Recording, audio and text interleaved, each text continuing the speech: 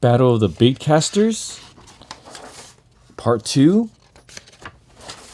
Shimano Tranx400, Daiwa Lexa HD 400, Okuma Komodo 471, and the Penn Fathom 400 low profile high speed.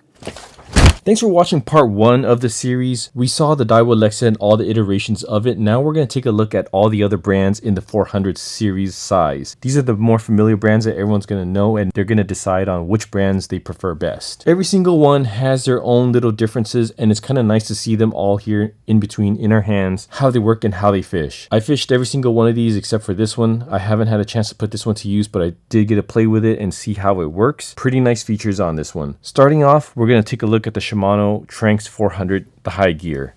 And looking at it, it is almost the smallest of the bunch, at least in profile of size, but we know that this one has an amazing bait caster in its size for saltwater. Looking at it, we're going to see a very small frame on this, and we're going to see a power handle that's probably one of the more comfortable ones amongst all of them. Compact size and lightweight is one of the things that you'll see in this Tranx. Not shown right now is the Daiwa lexa-tw, and I feel like they're very similar in size profile. The lexa-tw is a really good profile in between. You get a lot of new updates, as mentioned before in the previous episode. We get that T-wing system. We do get a little bit more drag out of this TW. You get the same power handle, good size on this one, really lightweight on both of them, a little bit more capacity right here. This is one of the OGs in the Baitcasters. The one that we have here is a 7.6 high-speed gear. You won't find cast control on the Tranx400, but you will find a brake system inside of this. We already saw the lexa-hd, so I'm not going to do a lot of comparisons on this one. It's already mentioned in the previous episode, but I'm bringing this out here because this is probably one of the originals that was used against all of these. The Okuma Komodo SS stands for stainless steel. You're going to find stainless steel gears in this one here, main and pinion. This is shown an example of 7.1 gear ratio. We're not going to find cast control on this, but the only differences that all of them have besides this one is a clicker. Kind of amazing to have it. So one other note, this one doesn't have a counterbalance, and it has a really nice size power handle, but you do have the options to buy it with a double paddle. But go for the power handle. These are always the best when you're doing a lot of casting. Additionally, one thing that you're going to see when the drag pressure is applied, it actually level winds as the spool is coming out as well. So if you're peeling line, it's constantly being pushed out as well. And the Penn Fathom, as mentioned, I haven't had a chance to fish this, but I did notice the same active level wind when the drags are applied. So this one does come with a cast control. I don't really use these, but they do help for whoever needs them.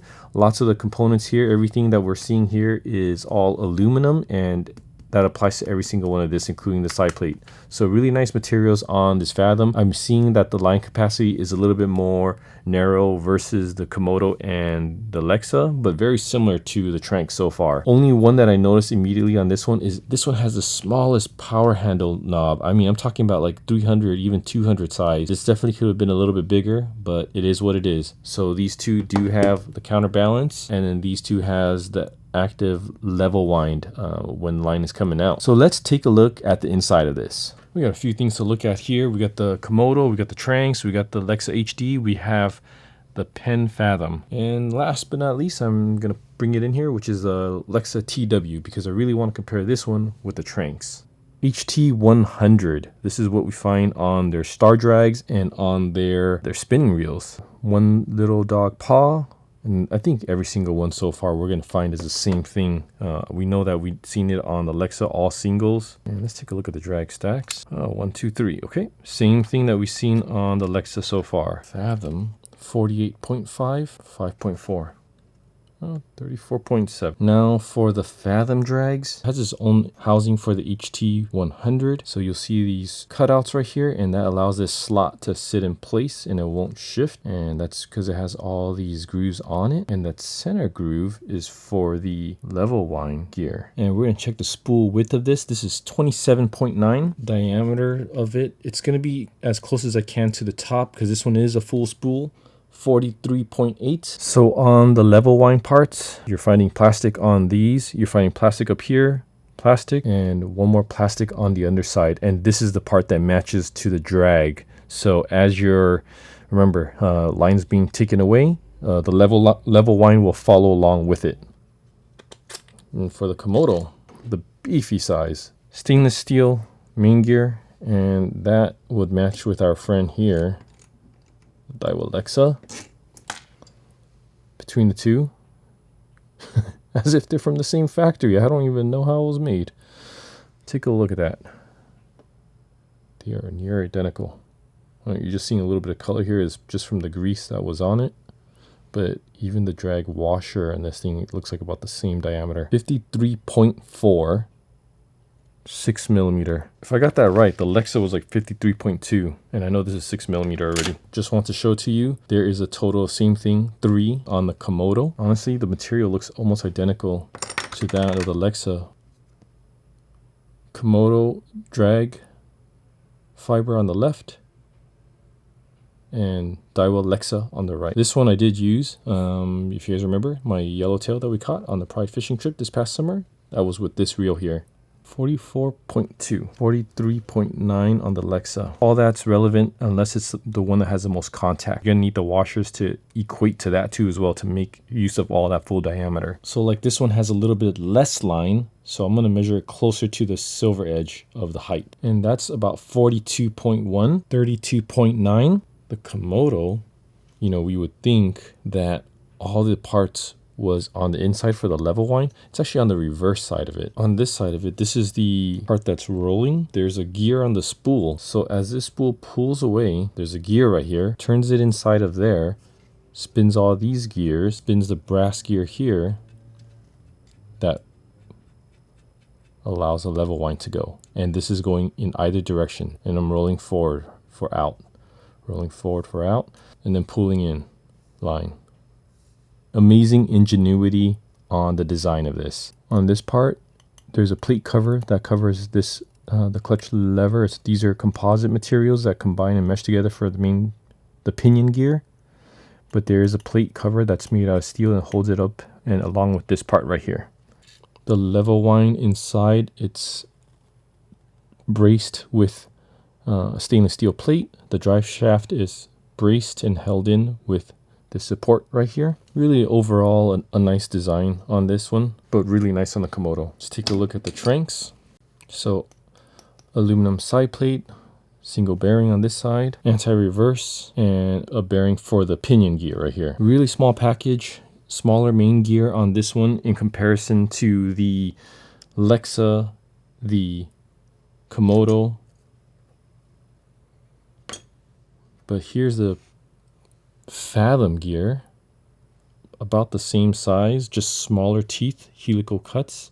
So same thing, 3, just really well greased on the washers. 45.4, 5mm, 35mm on the fiber. Tranx on my left, Fathom on my right, and you can see how much more bigger teeth it is.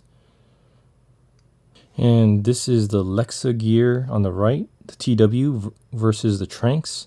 Very similar teeth, 44.7, 4.6, 37.7. Let's take a look further into the Tranx itself. Steel cutout for the dog sprocket, plastic on the level line, including the gear right here. Single dog, steel component for the clutch. The pinion gear does have a brace that's steel. The surrounding housing is a composite material, including the bracket for it. The drive shaft held on by like a tri design. Shimano Tranx, spool width 30.5, approximately 40.5. This is the handle weight of the Tranx, 1.581. This is a Komodo, 1.429. This is a lexa-hd, 2.757. This is the Fathom, 2.114. This is a lexa-tw, 1.696. So here we have the Shimano Tranx, the lexa-hd, the Okuma Komodo, the Penn Fathom, and the lexa-tw. Really amazing reels. We saw how the internals of these look like and how they look like externally. The Tranx is the lightest one of them all at 12 ounces, and the HD is the heaviest one of all of these. The Okuma is 16.5 ounces, and the Fathom is 13.4. The lexa-tw comes in at 12.2, really close to the Tranx. Capacity wise, we get 240 yards on the Tranx. We get the least amount of yardage on the Penn Fathom and the most capacity on the Komodo 400 based on 40-pound braid. Drags. The highest one comes in at the Komodo at 30 pounds of drag. Following very closely to it is a lexa-tw for such a small, lighter weight package. And the least amount of drag that we're seeing is on the Tranx400, but still an amazing reel. Internals, we're going to see brass on most of these reels, except for these two, which have stainless steel on these two. And the lexa-tw has a brass main gear, but a stainless steel pinion gear. Now, regarding the main gear, what we're going to see is the largest diameter we're going to see is on the Komodo at 53.4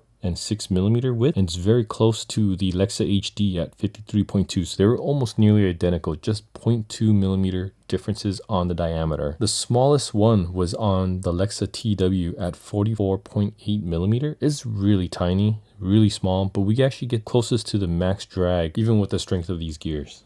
So looking at the size, we also looked at the drag diameter, and on the drag diameter, I just measured the inside of it because the HT100 had a sprocket style shape, and at the smallest diameter of them all, we do get it at the Penn Fathom at 34.7. The largest ones of them is the Komodo at 44.2. Really nice set of drags, a lot of power coming out of this one here. You do get a little bit more drag when you step up to the A model, which is the lower gear ratio of the Tranx400, but this one happens to be the HG. And lastly, we'll discuss the price. The lexa-tw is the highest price of them all at $389.99. That's retail price on MSRP. And with the Lexa 500 coming soon, you're really not far off from that price from the Lexa 500 at $449. Everything else is still really high priced in the $300 category, but you do get the ease of fishing with these baitcasters, especially for inshore fishing. That helps you decide on what these look like. And this is part 2 of Battle of the Baitcasters.